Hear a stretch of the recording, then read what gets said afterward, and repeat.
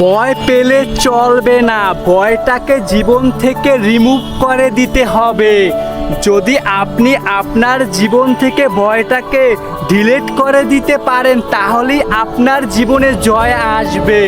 যদি ভয়টাকে সরিয়ে দিতে পারেন তাহলেই আপনি জয় পাবেন, আপনার জীবনে সফলতা আসবে। দেখেন, আমরা কিছু একটা শুরু করি, শুরুতে আমরা ভয় পাই, তারপরে ওখানেই থেমে যাই আর সামনে আগাতে পারি না।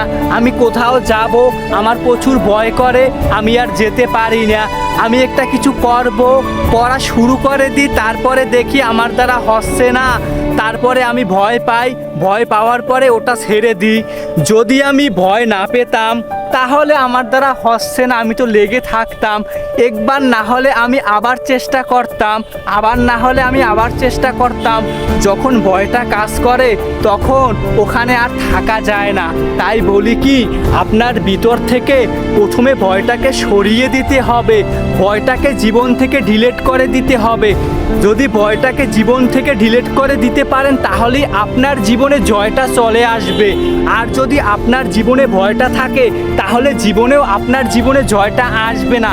কেননা যখন সাকসেসের দেখা মিলবে, যখন সফলতার দেখা মিলবে, মেলার আগে আগেই একটা ধাপ আছে, যে ধাপটা খুব ভয়ঙ্কর, যেখান থেকে আপনি হোঁচট খেয়ে পড়ে যাবেন, পরে যাওয়ার পরে আবার দাঁড়াবেন, আবার পরে যাবেন।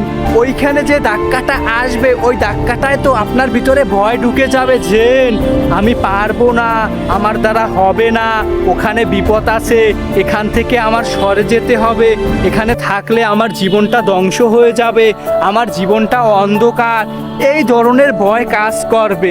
আর যদি আপনার ভিতরে ভয়টা না থাকে তাহলে আপনার যতই বিপদ আসুক না কেন, যতই বাধা আসুক না কেন, আপনার ভিতরে তো ভয় নেই, আপনি চলে যাবেন, আপনি করতে থাকবেন, তারপরেই তো আপনার জীবনে জয়টা আসবে, আপনার জীবনে সফলতা আসবে, আপনি সাকসেসের মুখ দেখতে পারবেন। তাই বলি কি, প্রথমে আপনাকে আপনার ভিতর থেকে ভয়টাকে রিমুভ করতে হবে। যদি ভয়টাকে রিমুভ করতে পারেন, ভয়টাকে ডিলিট করে দিতে পারেন, জীবন থেকে মুছে ফেলতে পারেন, তাহলেই আপনার স্বপ্ন আপনার হবে, আপনি যেটা চাইবেন সেটাই পারবেন, আপনার লক্ষ্য পূরণ হবে। আর ভয়টা থাকলে আপনি কিছু করতে পারবেন না।